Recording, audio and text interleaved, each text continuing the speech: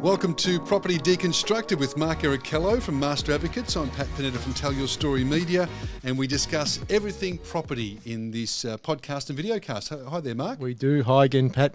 Great to see your face side by side. Here we are again. Yep. Special guests on the video call. So it's all about we've got the president of the REIV to join us in today's episode. Yes, Real Estate Institute of Victoria. So, thank you for joining us. Jacob, it is kind of scary, but also, these changes that you're seeing, how is it in your world? I suppose I take a more frontline or have a more frontline perspective around, say, if we revisit interest rates for a moment. Here we are 2 weeks ago as doing the media rounds talking about the September median results that had just been released, which were really positive. Particularly from a homeowner, but even the buyer side of the equation too, perspective.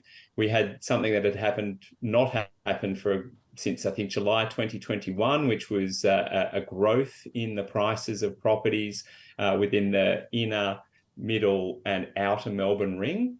So it'd been more than 2 years since something like that had happened. And what had happened in the intervening 2 years was, as we are all acutely aware, 13 consecutive rate rises.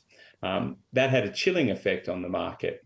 What the market relies on is stability. The housing sector relies on stability, and we hadn't had that for probably 12 to 18 months. And then we had this period where the Reserve Bank paused the interest rate rises, and that sense of stability returned to the marketplace, and we had a normalisation of the marketplace. Now, the prices didn't correct in any massive way, but they stabilised, right? And what we saw, I suppose, was a return of some confidence or certainty on the buyer and seller side.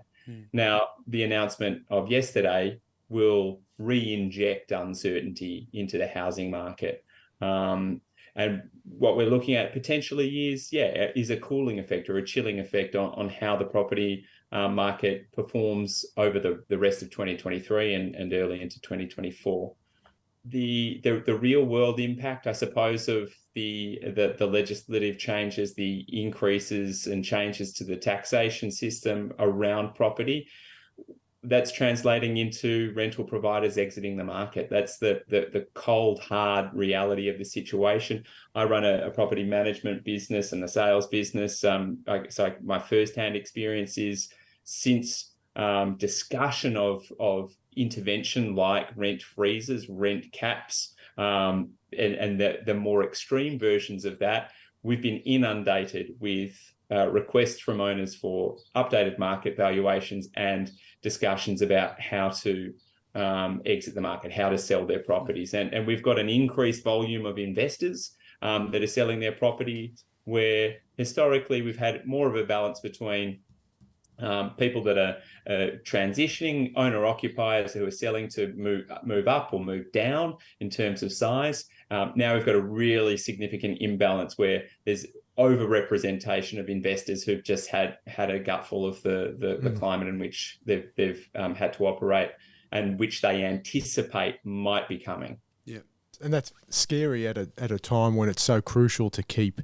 retention of the existing rental properties in the market, in that ecosystem, and they're being punished from all angles. The triggers with interest rates, taxes, and then regulations as well. So that's I know the REIV are very strong with research and suggestions on how the private sector of the property market and investors could be supported with incentives, perhaps, and better ideas with policymakers. But if you wanted to share or highlight some of the great things that are being done at the REIV to help improve the future and practices. Be a solution which also creates the revenue and the tax. So if you sort of suggest something, they're thinking to themselves, well, we like you REIV, but we just want to do a cash grab. So the solution has to sort of point towards still getting the money in the coffers. And is the government just going for a lazy tax, as you say? That they're just going for a quick cash grab and not thinking it through? Jacob, when you talk to governments, how do you get them to sort of embrace this long-term strategy? That's the way to go, but they're going for the quick sort of grab for money and for votes, but they need to think more long-term. Well, I think we see this across every sector and society. Really, is the short-termism, which is plaguing politics. It plagues companies too, right? We're not strangers to this concept of whether it's the CEO of a massive corporation that's trying to maximize what the profit is, maximize the stock price on quarterly measurements, right? Or governments, politicians who are on these short terms.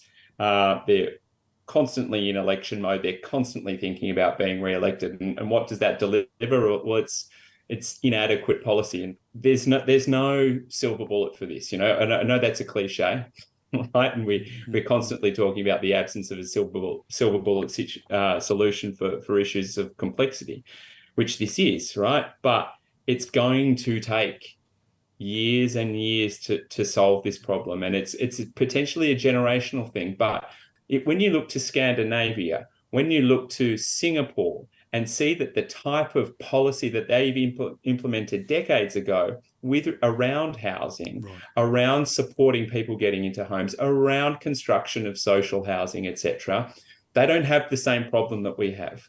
And when we talk numbers right now, they're talking in the next 5 years, 105,000 dwelling shortfall, right? Yep. I've seen numbers that say that's as high as 250,000, right? A shortfall. And that's not really factoring in the increasing migration levels. Yeah. We're on the precipice of a catastrophe, really, right? And you think, like, you take one piece of this puzzle, for instance, social housing. In the 50s, the 1950s, Australia built on average about 15,500 social houses, dwellings per year, right?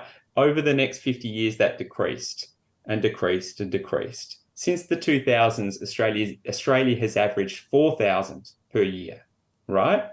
Now, if you think that over the 20 to 2023, they had have constructed like they did in the 1950s, the government, that is, we wouldn't have that shortfall, right? But we don't, and we're a bigger country, we're a richer country, we're a much bigger population, and we construct at less than 25% of what we were doing 60 years ago. Right.